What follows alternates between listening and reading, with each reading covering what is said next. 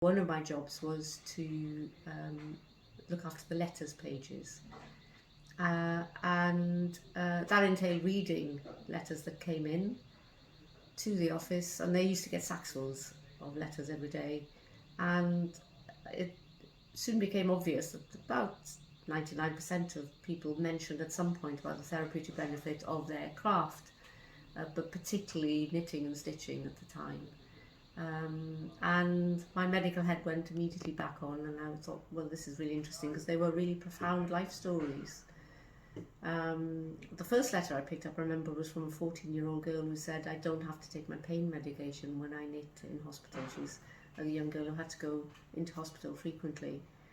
So I immediately wanted to know what was happening, why it was happening, and whether there was any science behind it. So I spoke to the editor, and she said, yes, we sort of know there's something going on, but we don't know what it is, we don't know what to do about it.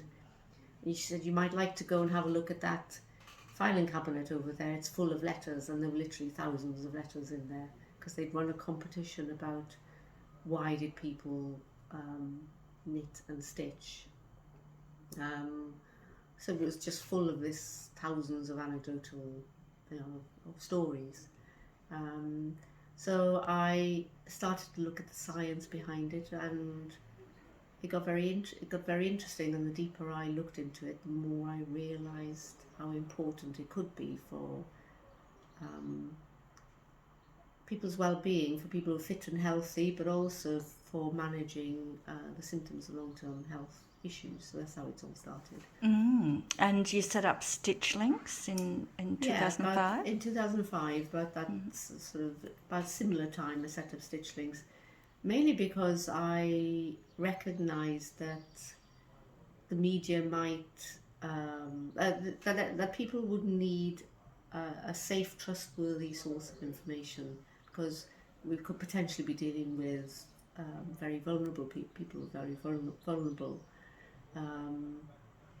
We've already had stories from as a result of our research saying that knitting cures depression, knitting does this for cancer, knitting, and we have to make sure that the information that goes out there is factual and not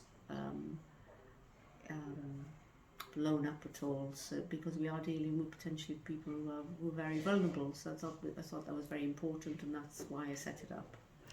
Is it recognised by the profession or the medical?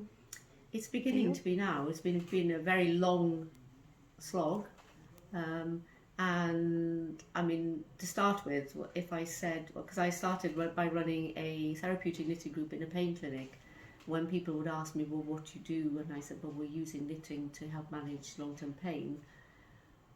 There would be a lot of laughter, let's put it that way. So a friend who was actually one of the leading Australian pain scientists, Professor Lorimer Mosley, he suggested to me, he said, Betsan, you've got to change the word knitting. So I started calling it a bilateral rhythmic psychosocial intervention. So when people asked me what I did, I said, well, we're using a bilateral rhythmic psychosocial intervention to manage pain. And they'd say, well, that's very interesting, and how are you doing that then? So that got me a foot in the door. I said, well, actually, we're using knitting. So that changed their perception on the word knitting, because people got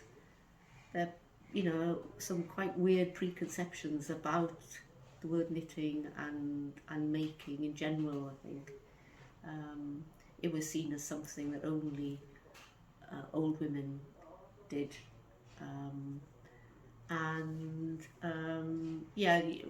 But once I started to look behind the K word, then it all sort of opened out. But I would have to assess the person and the situation first as to whether I mentioned the K word or whether I said bilateral rhythmic psychosocial intervention. So it was quite interesting. But I don't have to do that anymore. So I guess I've made progress. Yeah, that's great. So how is it actually working? How does knitting help? Well, I've produced something called the knitting equation, which has got 3 columns, and you have your movements. So you have your rhythmic, your bilateral coordinated pattern of movements, which sets knitting apart from other activities, knitting and crochet apart from other activities, because they're bilateral, they're rhythmic. Then you have the enriched environment, and underneath that you have things like creativity and mastery of a skill, which you would get in other creative activities as well, as a long list of things. And then you could choose whether to knit in a social group or not, so you have all the benefits of a social group. One of the benefits of knitting and crochet in that social group is that you can choose to have eye contact or not, and the or not is really important. Whereas in other activities you are in general looking down and concentrating, but in knitting you can look up if you want to. But the or not puts the person in control. So if they're not feeling particularly like joining in very much on that day, then it's perfectly all right to sit and knit quietly. And the other thing that sets them apart is this portability.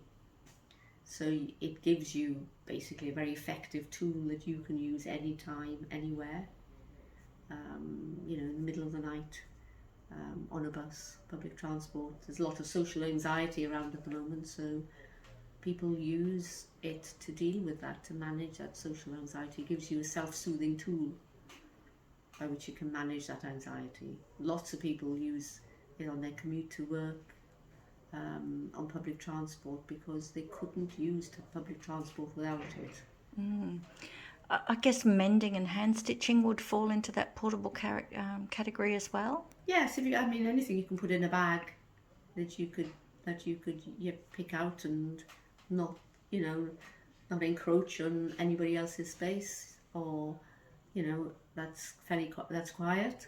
So yes, yeah.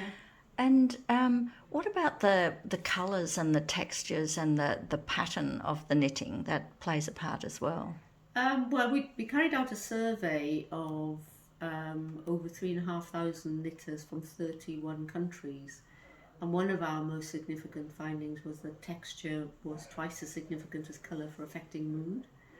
And I tested this out with groups of knitters that I had, and if you give people a black or a white or a beige yarn that feels soft, they will want to touch it, they will want to stroke it, they'll want to experience it. If you give them a yarn that feels very synthetic, or too wiry, but is in their favourite colour, they will almost recoil from it if they don't like the touch of it, despite the fact that it's in their favourite colour. So that was very interesting, and it showed us that touching something good makes you feel good, and that information that's coming from your hands is really, really important. A tactile information. COVID, I guess, influenced a lot of things. Yes. Have you noticed the increased need for therapeutic knitting as a result of COVID? Absolutely, yes. And I've had lots of letters from knitters to say that actually it's kept them alive in some cases. It's been constructive when everything has seemed destructive. It's been colourful when everything seemed dark. It's given them something they can control when everything's uncertain. It's helped to control the fear, so the governments have actually, the messaging that's gone out has been deliberately based on our fear systems, and there's a lot of social anxiety out there now, and it's been a place to go to that they can feel safe. And now, people going out again, it's helping them to be more social because they can take their projects with them. But yes, it's been something that they can be successful at from their home, which is really important. Being successful at something that came across a lot, very strongly in our research, that people needed to be successful at something physiologically you need to be successful at something because it stimulates your reward system in your brain. And if you're sitting all day in an armchair not doing anything, watching television, you're not really being successful at something. You need to achieve something. So it gives you something that you can achieve from that armchair, or even from a bed if you're in bed. So it starts at that very basic level, and then that interest. If you're successful at one thing, you want to try something else. And I think most knitters do other crafts as well, because it's that springboard to other things. You want to try other things and create other things. But you can't sit and knit all day. You've got to get up and get moving. Is that what you found too? So part of what I've been doing is developing the idea of therapeutic knitting, and therapeutic knitting is a combination of knitting and knowledge. So you learn to enhance the benefits of knitting to deliberately improve well-being. But part of that is learning that you should really probably only sit for about 20 to 30 minutes in one go before getting up and having a walk around. So it's not about sitting and knitting all day. It's about having just moments in time throughout a day where you bring yourself back into that state of safety, that state of embodied presence, that bring your systems back to that healing state. And then between that you get up and you move around and you do other things. Variety is really important. So it's not about sitting doing the same thing every day all day. And what is the response from the medical profession around the potential for this sort of non-medical solution to health issues? It's getting better. It's not wonderful. I think we're still we're moving away from it, but we have been stuck in a very biomechanical viewpoint of health. Finding something that's wrong in the body and then trying to fix it with medication. And we've been stuck in that for many, many years here in the West. And that's governed a lot by the pharmaceutical companies. So it's a lot of hard work to try and steer away from that, to actually try and educate people to realise that actually there's lots you can do to improve your own well-being, to take responsibility for your own health without medication. And yes, medication and the advanced technology is needed, but we need less of it if we took more responsibility for our health and put things in place that are not medication based. A lot of what people go and visit a doctor for are symptoms of social issues. For example, we know that poverty, poor housing, poor nutrition, lack of exercise causes a lot of our health issues in this country, and there's no point giving people a ton of medication for that, because you're not addressing the core issues. What you end up are a group of people who are dependent on medication there. That's what the medication is doing, is just blunting the symptoms, not doing anything to actually improve the situation or help that person to recover fully. So how would anyone get involved in this? Like, are there many therapists using the techniques? There are a few now. There are a few psychologists and occupational therapists doing it, but you can run a therapeutic knitting group or therapeutic stitching group on many different levels. You can do it on a social level. A social group is therapeutic in its own right. People coming together, growing a local network. People and actually coming together and talking about problems. I think our grandmothers and great grandmothers used to do that. They used to gather together and talk over their knitting or their mending or lace making, whatever they used to do. And that used to solve a lot of problems. people don't do that as much these days. So I think you can do that. You can do that on a social group, and if you're running a therapeutic group, it's actually quite good to have someone there who's leading the group, but leading the group in a way that no one knows you're leading the group. So if somebody is left out or not involved in the conversation, then you can maybe sort of work to include them. Not that that needs much in a social knitting group, but sometimes it does. And then you can have different levels. You can have up to a level of a therapist, a psychologist, running a group, using it as a therapy group. But using knitting,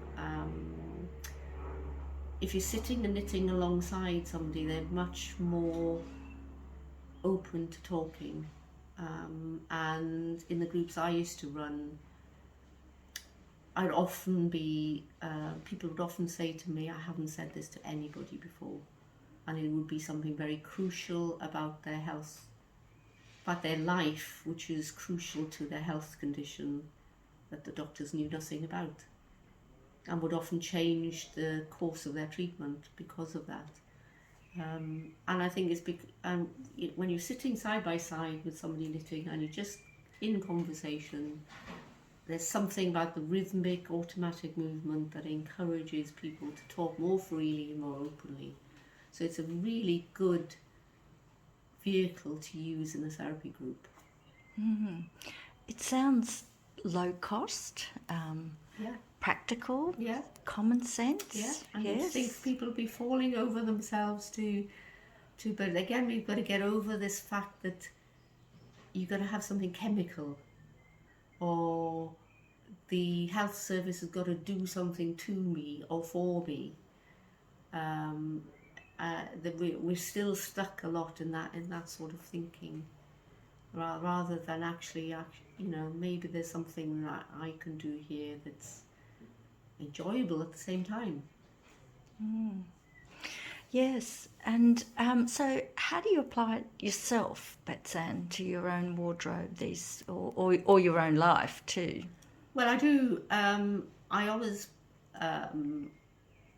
always like to practice what I preach, so I do knit regularly, and for my own mental health. So I do that. I don't really apply it much to my wardrobe, but not because I don't want to. I have a large pile of clothes that I want to alter or mend that I'm going to get round to doing one day and learn the skills to do it. And I think actually now I'm getting to a certain age, I'm thinking this year might be the year to start doing that.